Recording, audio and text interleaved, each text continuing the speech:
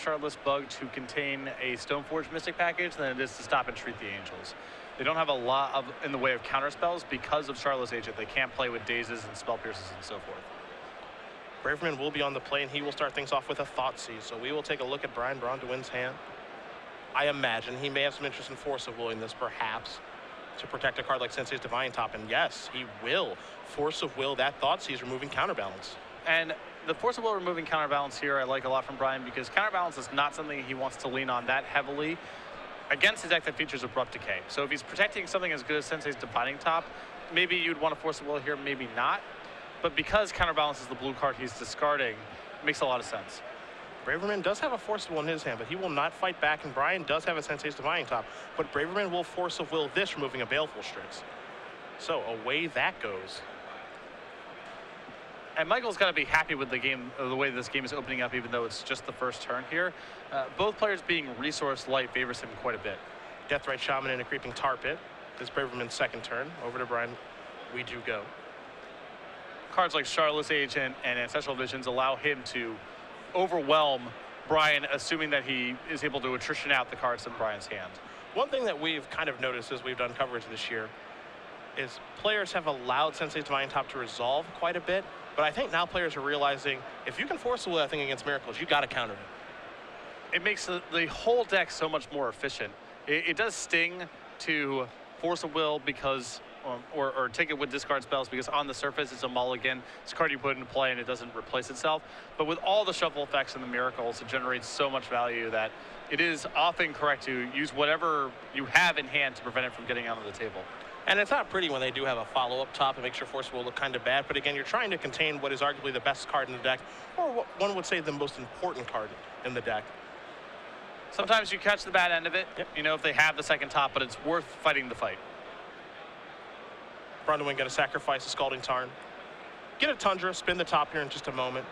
Tarmogoyf out there on the battlefield. We'll figure out how large that is in just a moment here. It looks to be a 4/5 as we have a sorcery, an instant, a land, and an artifact in the graveyard. So good eye. The die. Yeah. Still got it. I do, after all these years. All one of them. So Brian will take a look. He's already, underneath the pressure. You know, right now is where he needs to find a card like Terminus. And that's the value of Divining Top here. It makes it's so much more likely that he's able to set up whatever he's going for. And it looks like he does have a copy of Terminus in his hand, and I believe a Brainstorm as well, so he can set things up pretty nicely. He also has a Preordain over there, too. And how I said before, both players being resource light favors Michael. That is not the case if Brian has a Divining Top. His draw steps are just going to be so much better. Brian going to draw 3 cards here with Brainstorm. We'll have to put 2 of them back in just a moment. But a Terminus is looking pretty appealing here to clear up those 2 creatures. And Braverman will be pretty light on resources, as you did mention. And Brian will be able to probably pull ahead with that top in some fashion. The only question now is if Brian wants to use the Divining Top to Terminus on Michael's turn, or if he's willing to take this hit and take a draw step.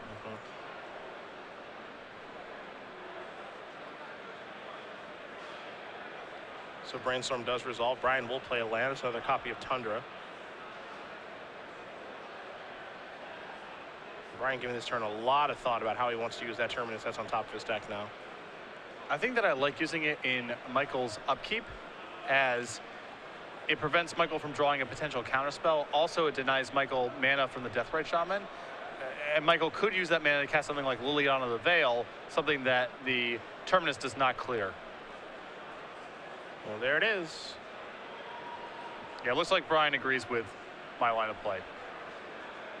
So that'll put the creatures to the bottom. You know, I think maybe Brian gave a little bit of pause there, thinking maybe I could, maybe snap up that Creeping Tar Pit if he gets a little extra greedy.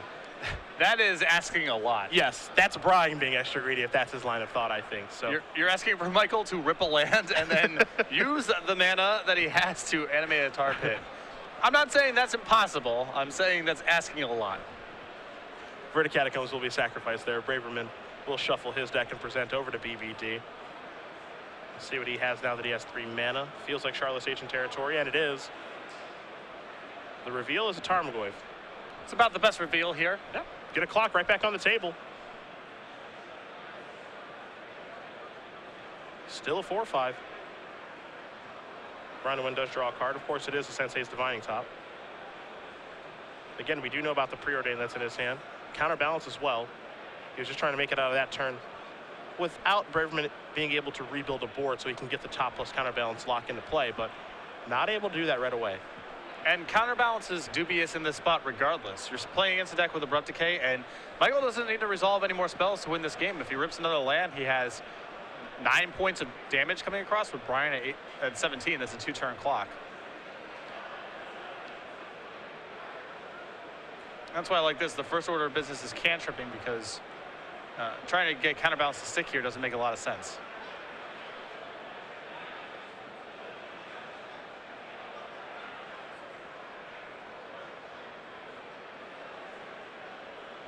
Trying to set up another Terminus, finding some spot removal. That's what Brian's really in the market for right now.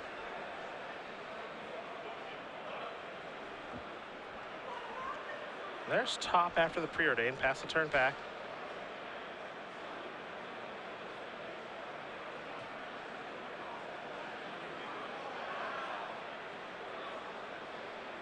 Braverman. 3 mana here. That's a Liliana. So pre-combat, he will play the Planeswalker. And the off chance maybe it gets countered, it beefs up the Tarmogoyf a little bit. So Brian will spin this here.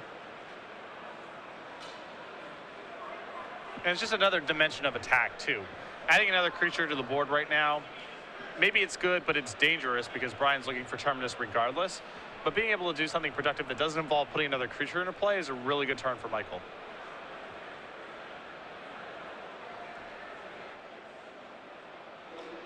And now Brian's put in a pretty tough spot. He has Force of Will amongst the cards in his top 3 he's looking at with the Divine Top right now. Does he want to draw Force of Will and then pitch that in his counterbalance this Liliana the Veil? That's quite a bit of resources. It sets him back some amount of mana because he has to redeploy the Divining Top. But it's also not clear he can let this Liliana resolve. Okay.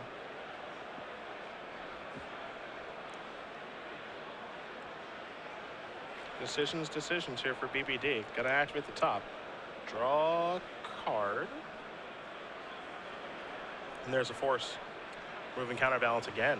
And I think, again, a part of the reason this is happening, because the card in question is counterbalance, Michael has an advanced board and Abrupt Decay in his deck. Brian doesn't want to lean too heavily on that card.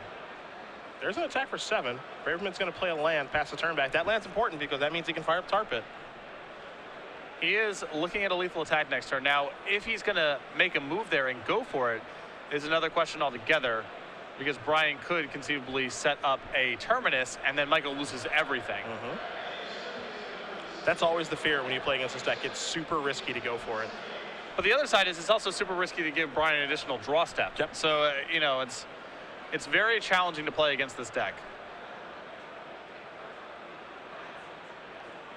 Brian spinning that top very quickly. Going to sacrifice a Flooded Strand, going down to 8 in the process. If you've ever watched Braun-Duin play with Miracles before, he's very aggressive in how he uses everything. He said he always says, I'm more comfortable having no cards in my hand when I play this deck, because if I have a top in play, I basically have 3 cards in hand the entire time. I'm not a huge fan of this shuffle right here if Brian's really only looking for Terminus, maybe Swords of Plowshares, because you're basically giving away that it wasn't in the first top 3 cards that you were looking at. He could have done this on Michael's turn inside of combat anyway, where he looks at 3, it's not there, shuffles his deck, and looks again. But you may be giving Michael the incentive he needs to activate his Tar Pit and finish off the game. Braverman will draw a card here.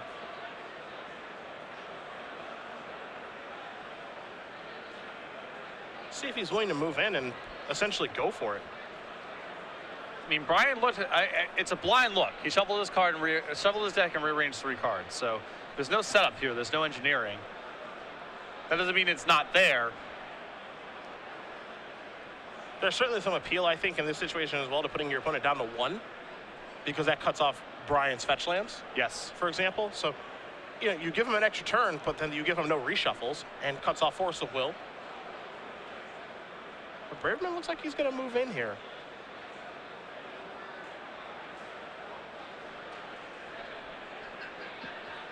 I do like the argument of just saying him down to 1 for the reasons that you mentioned. You don't even have to worry about a hypothetical entreat coming off the top because you have a tar pit left over. So blockers don't really matter.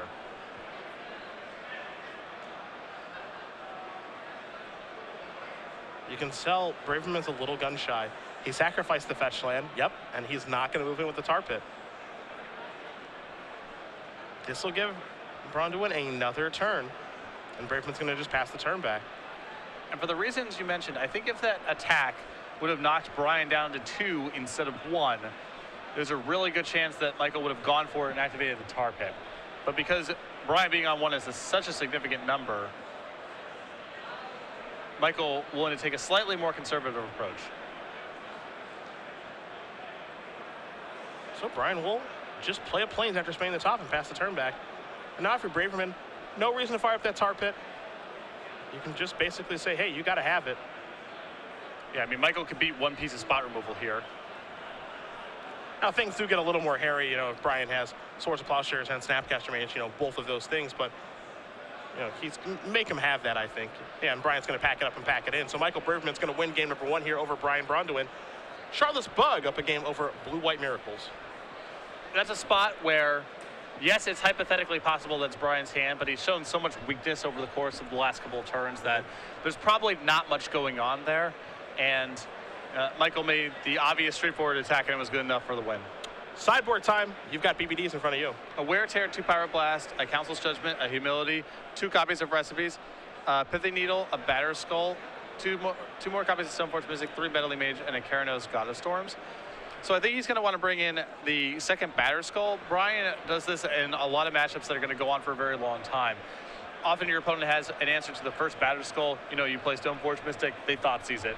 And now that dimension of the game is over. So in long games, Brian traditionally brings in the second copy of Batter Skull. I think the Keranos could be kind of well suited for this matchup. It's going to be slow. It's outside of Charlotte's Bug's removal suite. It's a pretty stable way to win the game. I think the cards like the 2 Pyroblasts and the Council's Judgment, 2 copies of Rest in Peace. Some of the cards along those lines are going to come in here as well. Maybe not the Rest in Peace, although it is good against Deathrite Shaman and Tarmogoyf. I think that if nothing else, Brian wants to get away from counterbalance in this matchup because Abrupt Decay makes it so troubled to try to get that online. And so Brian just wants some generic catch-all answer cards in place of counterbalance in this matchup. On the other side of things, I'm looking at 2 Flusterstorms, 2 copies of Disfigure, 2 Hymn to Torak, a Vendilion Click, 2 Nile Spellbomb, got a Maelstrom Pulse, a Toxic Deluge, a Notion Thief, a Golgari Charm, a Baleful Strix, and a copy of Liliana of the Veil. I think it's pretty easy to start with an additional Planeswalker here in Liliana. You can make an argument for Golgari Charm, you know, being okay against counterbalance and some other things. I'm not sure if Brian leaves counterbalance in, though. Most likely it gets cut. There is a guessing game of, you know, maybe he removes his Abrupt Decays because he knows I'm going to remove my counterbalances, so my counterbalances are actually good. If Michael's familiar with Brian's list, he knows that he has Stoneforge Mystic on top of counterbalance, so there's no way Abrupt Decay is leaving his deck if he's informed of that. So I think you don't really need the Golgari Charm because Brian has all the incentive he needs to take his counterbalances out of his deck already. Maelstrom Pulse doesn't seem bad in this matchup. Kind of just plays a role of like cleanup duty on a couple of different things. Jason, you know, a couple of other options there. And I think Vendilion Click will be pretty useful here as well here for Braverman. Just a kind of way to break serve, force some action from Brian. I think the 2 copies of Hymn to Torak could potentially be excellent in this matchup too. It's going to go on for a long time, these games most likely. There's some matchups where you don't want to have a bunch of hymns because drawing the second copy of Hymn to Torak is really bad. You don't have that kind of time. And sometimes drawing the first copy isn't even that good. Thinking against, let's say, Rug Delver. Sometimes hymn can be pretty good against them, but sometimes it's way too slow to the party. This is not that kind of matchup. Hymn's going to be excellent against Brian at most stages of the game, especially because he has to try to win the game through his hand. He's not doing it through counterbalance, Sensei's Divine Top plus Entreat the Angels. He has to put Stoneforge Mystic into play and go get a Batter Skull, or resolve a Keranos, or something along those lines, chase the Mind Sculptor. So because of that, Hymn's going to be particularly good against Brian's build. Game number 2 underway here in just a moment. While these players do finish shuffling up, it's almost September, so that means it is the first time for Star City Games game night. Yep, the cutoff for this was, for the September month was August 11th. If you want to get on board for October, got to get that going soon. Available at all participating stores, 2 pins and 8 foil tokens per week. New pins and foils designed each month. What you can see on the screen there is the September suite. Every Wednesday night, StarCityGames.com/game night for more information. This is a more casual focused program, just pins and foils being given away here. So stores, use your own discretion, run whatever formats you want to, sanction them, don't sanction them, it's fine. Just get some more people in your store playing every Wednesday night. And of course, it is worldwide. Yep. Outside the United States, that's fine. We can send these kits wherever. So again, sign up now, StarCityGames.com/game night for more information. Starts this Wednesday, as September is already here. It'll be Labor Day when you and I are flying home. I'm not sure. Are you staying a couple days here in Jersey? No, not this time. I am coming out early. So there's this one, and then there's the Open in September, and then there's another Open in November, and I think I'm coming out early for the Open in November, is how I'm doing this. Cool, and then there'll be an Open in Cleveland never, so you'll never get to go there and see how awesome it is. Yeah. Awesome. Maybe we'll go watch a basketball game together at some point. Yeah, we should. We should do that. See what happens. Sensei's Divining Top going to fire off here for BBD to start things up. Basic Island Divining Top is about the best start this deck can ask for. Can't be wastelanded, and you've got your best card. Yeah. Braverman with just a polluted Delta. Brian's going to spin on the upkeep. A little interesting here. Maybe he doesn't have another land. We will see. It appears as though Pithy Needle has come in, I would guess, primarily for Liliana the Veil, possibly for Deathrite Shaman as well. Some good targets in this matchup. Yeah. Jace as well, depending on where things are at.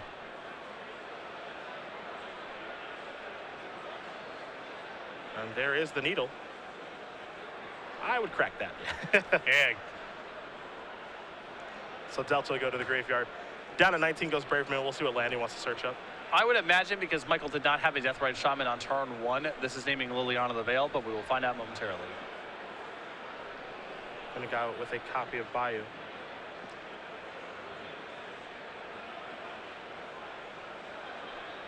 This feels like a challenging matchup in general for Blue-White Miracles, and especially because of the way that Brian has constructed his deck. Because it feels to me often that the best tool in this matchup is Entreat on the Miracle side, and he does not have any of that. It's a him to Torak, and Brian immediately going to start shuffling his hand. He knows he's going to lose 2 cards, as the Needle did name Liliana. So Braverman is going to go after the grip here. Michael's list with 2 hymns in the main deck and then 2 more in the sideboard, and I have to assume he's at the full 4 post board. So away go 2 cards. 2 lands is what Braverman has found. Into Flooded Strand and an island. And Braun-Duin will spin the top. Looking for a little help on the upkeep here before he draws a card, so he will draw that card. Play a Volcanic Island and just simply pass the turn back over to Braverman, who will draw a card here. Does have a Creeping Tar Pit in his hand. Oh no! Another him. My goodness. It's a way to steal a game. Hey, I said Brian doesn't like to play this deck a lot of cards in his hand. So, I don't think this is exactly what... Hey, his words, not mine. All right? When he says he wants to play close to empty-handed, I think he means because he's casting stuff, not because he's getting himmed on turns 2 and 3. I get confused kind of easily. It's easy to misinterpret the statement. Yeah. I know what you mean, but... Brian going to spin the top in response to this hymn. There's a chance here that maybe he wants to draw a card with the Sensei's Divining Top to try to protect one of the cards that he does have. We'll see if that's what his line of play is here. This is brutal regardless. Yeah, of course. I mean, we don't see this a lot in Legacy anymore, you know, just the devastating him to Torak. But it can happen. Not a lot of people have access to 4 copies even when they are playing some. So a Swords and a Batter Skull are gone. Braverman's going to play a Creeping Tar Pit, and his opponent has no cards in grip. Braun-Duin going to draw and just simply pass the turn back over to Braverman. Braverman building up a very nice advantage here. Draw for the turn is a copy of Ancestral Visions. This is a Tarmogoyf. And now it's time to suspend the Visions. You imagine this game's going to last 4 more turns, so 3 cards eventually coming here for Braverman. Well, if it doesn't last 4 more turns, it's because Brian's dead already. Yeah. So I think Michael's happy with this Ancestral regardless. A Vendilion Click on the end step from BBD's. Tarmogoyf is a 4/5. See if this resolves. One of the cards that Brian lost to these hymns, it was one of his batter skulls, and you can kind of see the merits of bringing in the second copy. These games are going to go on for a really long time. This could have easily been, you know, a Thoughtseize that got rid of it or what have you, and having access to a second copy is a valuable added dimension. Yeah, he's been a big fan of that for some time now, the second batter skull. It just comes up so often that something happens to the first one, and without a way to reshuffle, it's just gone forever. That dimension of your deck is gone, and it's so powerful. Force of Will will counter the Vendilion Click. Braverman wants to keep this board clear. So away goes the 3-1 Fairy. Tarmogoyf's moving on up in life. It's a 5-6 now. And Brian's going to spin that top on up, keeping a look at a Council's Judgment, among other things. Oh, there's a Rest in Peace. That's timely. It's a good starting point here. Yeah. The graveyards do go away, and that means Tarmogoyf will not get to play. And Brian's making a game of it. He's very resource light, of course, and he needs to find an answer for the tar pit long term. But given how powerful Michael's start here was, Brian is keeping his head above water. I mean, this, of course, shows the power of Sensei's Divining Top in this deck. That's what it's all about. Braverman's turn is just tar pit in, kick it back. That's a slow clock, and it uses all of Braverman's mana for the turn. Now, of course, he does have that Visions ticking down, as Braun-Duin will play a Scalding Tarn.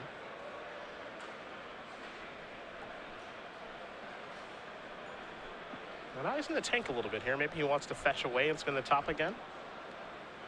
He says, I'll spin now, get some more information, see what that third card down is. And the Council's Judgment among the cards that he is looking at right now. Also a Karanos, and I think he wanted to know if land number 5 was coming, because that's going to dictate a lot about how much he values Karanos at. Karanos is one of the kind of cards that can turn this game around, possibly steal it for Brian.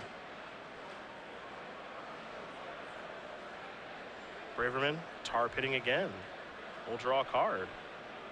Source of Plowshares, perhaps? Yes, sir. This is why people are becoming a huge proponent of Force Will in the top. That's the only card keeping him in the game. For sure. That's it. There's top again.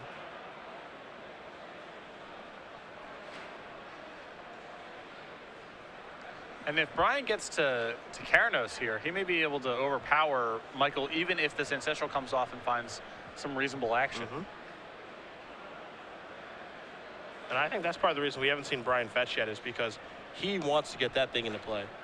That's the kind of card that can let him, you know, get back in this game, changes the way that Braverman has to play the game. If the God of Storms can get into play, we're looking at a wildly different game. So I got to preview this card for Star City Games some months ago. I did not predict it would show up in Legacy. Yep. Hey, me either. Yeah. It's just such a unique threat in what it does. I did predict sort of generic finisher for a control deck. That's pretty easy to guess. But I did not think much of its potential in Legacy. Ah, chase the Mind Sculptor for Braverman. Finally, some action. So that's going to come in. And it's going to press the Brainstorm button. So a Brainstorm, a Tropical Island, and another copy of Unitorak. Braverman has his last two in his hand. Probably not a lot to be done with extra hymns at this point. Brian's going to be playing more or less empty-handed for the remainder of the game.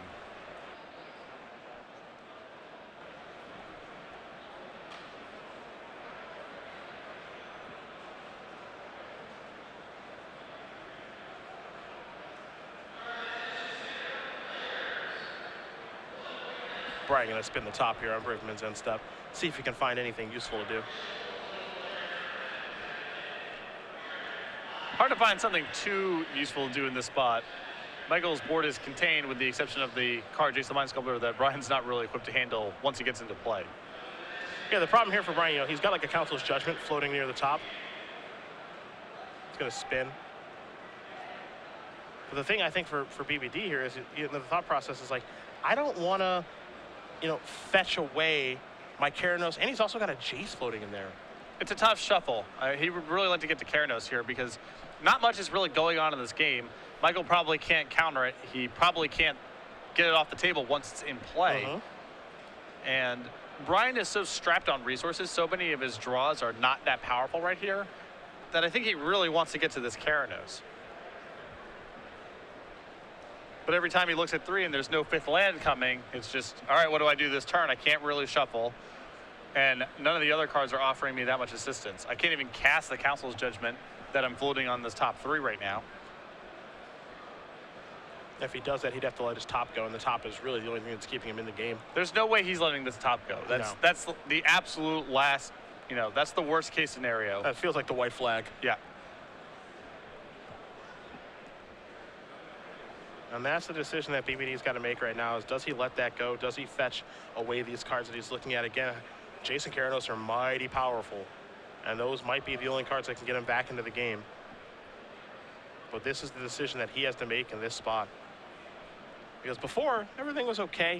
The visions, you hope maybe Braverman bricks on that. But when Jace is out there, well, now you have to do something. And there's a fair number of bricks in Michael's deck at this point. The Needle set on Liliana the Veil, that's not offering much help. Tarmogoyf and Deathrite Shaman, those don't work because of the Rest in Peace. It's possible Baleful Strix isn't even in the deck anymore. So you're looking at a very few cards that really matter for Michael to draw right now. He's unhappy sacking that fetch land. You could see it, a deep breath. He does not want to do that. But he needs to get a Tundra so he can Council's Judgment away this Jace, I believe.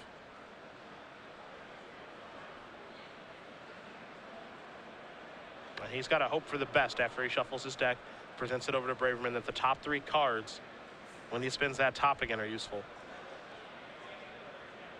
That's all he can really do. Tough to get away from the Karanos, but with no 5th mana coming, how long are you going to hold that up while Michael is, chasing every turn and having an Ancestral come off? So the will of the Council may take care of Jace. Depends on what is in Braverman's hand, as it is possible he does have a 1-mana counterspell, does have Flusterstorm in the sideboard. Flusterstorm would be a bit of a beating here. But I'm not a huge fan of it in this matchup because the cards that you care about are Planeswalkers, Artifacts, or, if Brian does have Counterspell, it's Terminus that's hard to Flusterstorm, or Supreme Verdict, which you can't. So. But oddly enough, Braverman actually drew a copy of Flusterstorm for his draw. So that card is in his deck after sideboard. Here's a Brainstorm. And of course, that will be exiled due to Rest in Peace. So 3 cards coming here for Braverman. A Brainstorm is 1, a Verdant Catacombs is 2, and a Charlotte's Agent is 3.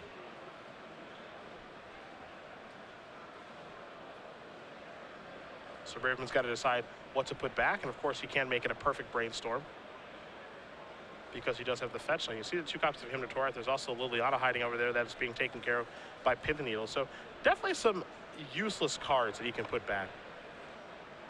At this point, I think the card he really wants to find is Abrupt Decay somehow, either off of these cantrips or off of the Shardless Agent.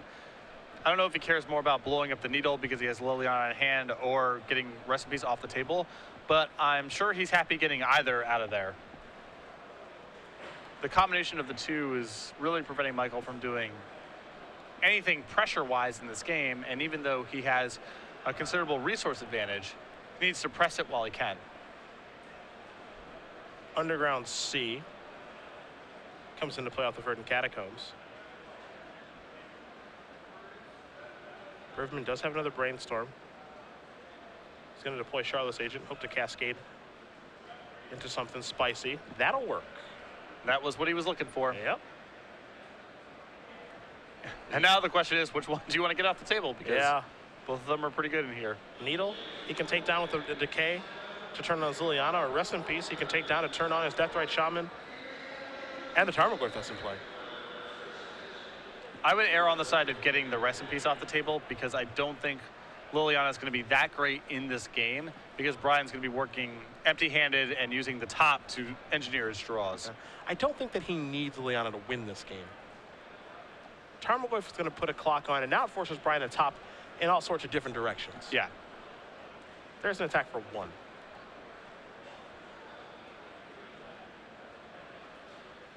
I just think Michael has more cards in hand than Brian, and Brian's going to be pretty, because of the top, he's going to be pretty effective at just drawing for the turn, either playing a land or casting whatever. This means that plussing Liliana is much worse for Michael than it is for Brian, so I would have gotten the Rest in Peace off the table. Stoneforge Mystic, the draw for Brian after spinning the top. Braverman looks like he may want to fight over this, try to find a force of will. He's got some interesting guessing brainstorm here, it looks like.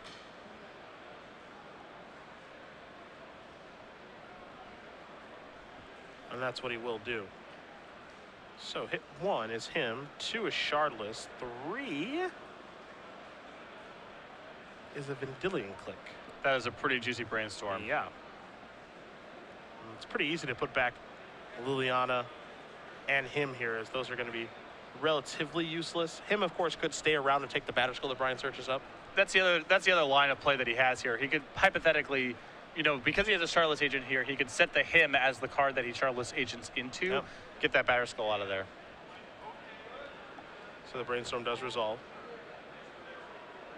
And now the Mystic will resolve. And Brian will quickly go grab a batter skull here, which will give him a shuffle for his deck, and he does have that 1 mana left over to spin the top when he decides that's necessary. And you're seeing the upshot of the second batter skull on the list. It has come up in this game. That's gone on for many turns. It's unlikely that this batter skull enters play because of the him in Michael's hand, but at least Brian gave himself the best shot to get a batter skull into play, which is one of his most powerful dimensions against a deck like Bug. This removal is primarily Abrupt Decay. We have seen players in the past play a card like Academy Ruins. Yeah. Instead of the second batter skull. Also helps to get back a card like Engineer Explosives or Pay the Needle, or heck, even a top. But Brian opting to go with the 2 copies of batter skull. There's the Agent. There's a him. Goodbye batter skull. Tarmogoyf getting a little bit bigger now. Yeah, sorcery plus artifact entering the graveyard that turn. And now this dimension is stranded from Brian. He has no way to reshuffle his graveyard. He has no 3rd batter skull. So Michael is now in the clear. An attack here for 5. Puts Brian on a 2-turn clock after the damage is dealt. This is looking pretty tough here for Miracles. Gonna spin that top. Michael with still resources left over. Yeah. Aha. And Brian has found a Terminus finally. Now, Michael has at least 1 Flusterstorm. 1 Flusterstorm does not get it done here, but if he has more cantrips, a 2nd Flusterstorm, he may be able to fight this Terminus. There's a Volcanic Island into play. Time to spin the top here for BBD. Council's Judgment, along with Terminus, and a mystery card is what he's looking at. I believe Jace the Mind Sculptor. Not bad. Going to be hard to get that into play because Michael's board is pretty advanced at this point. Things get very interesting now as Braverman draws a card, because for Brian, he might be forced to take this blow. So take 7 points of damage, and then Terminus, and then cast Jace. Yeah. And all this collapses if Michael has a single piece of resistance. Yes. There's a quick block. And that might be Brian's plan here. He'll take 4, go down to 6. Tarmogoyf will grow a little bit, and Braverman is going to, I believe, just pass the turn back. He's got that Vendilion Click at the ready. And we can't forget about that interaction between Vendilion Click and Miracles. Yep. You can take the card after they draw it. So they'll draw it and they'll reveal it to the Miracle trigger, and then you click it to the bottom of their deck, and then they can't Miracle it. When the Miracle trigger is on the stack, the card in question is in their hands. So Vendilion Click is live. It's a wonky one, but it's one of the cool things about Legacy. Brian is going to spin his top, and with that on the stack, he will activate his top. So now the activation of top drawing a card will happen. Terminus will be cast, and let's not forget the look is still on the stack. Braverman rearranging his mana.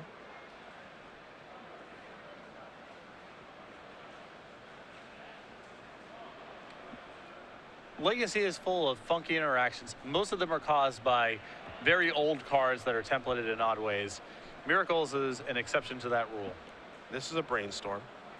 A couple of lands and a Liliana are found. So Braverman will have to put back a couple of cards here. But what he's doing right now is he is upping the spell count so that Flusterstorm can get the job done on this Terminus. Yeah. The Flusterstorm will now be a mana leak, effectively, because this Terminus will have been cast. There's a Brainstorm that's been cast, and then the Flusterstorm counts itself. And again, it may feel a little bit strange. Why is Flusterstorm in Braverman's deck after sideboard when he has Charlotte's Agent in his deck for situations just like this? Yeah, requires a little bit of engineering. And this is really the only card that I can fight other than, you know, some cantrips and some soft counters, but I imagine Brian was taken a little bit off guard by him having a Flusterstorm to take care of that. But it works out great for Braverman. And now Brian's spinning of the top, of course, that was the last thing to resolve in the stack, will happen. So now Brian's going to look at a top, at a Jace, and another card. And he was hoping this Terminus would resolve, clear the board away, and then he can catch Jace on an empty board. yeah. That was the big grand plan, but Braverman's had a lot of cards in his hand the entire game, but that's what Charlotte's Bug is known for. When Brian went for that Terminus, Michael was passing the turn with 5 cards left in his hand. So Brian made the play that he could, but I think if you asked him, what do you think is happening in this game right now? I think Brian, if he was being honest, would have told you, I'm probably losing. Yeah, I think so too. He is just so far behind. Yeah. Those early hymns. Yeah, they were devastating. Too much of his raw resources got stripped away. Divine Top has helped, but it sounds easy to say, or a simplified version, but basically it's been hard for him to play lands and cast spells because so many of his resources were stripped so early on in the game. Council's Judgment will take care of Tarmogoyf, but Braverman's going to deploy a Vendilion Click. And Brian knows that he's beaten. He will concede the game. So Michael Braverman is going to defeat Braun-Duin 2-0. Charlotte's Bug taking down Blue-White Miracles, and Michael Braverman is 10-1 in this tournament. And another good performance for Charlotte's Bug. We've talked earlier about Jerry Thompson having a very good performance thus far with this deck, and Michael Braverman as well. I can say with some amount of confidence, now of course there's nothing certain in Magic, but I can say with a heavy amount of confidence, it feels as though Charlotte's Bug may have been the best deck for this tournament. Well, it's very good at beating decks that play to the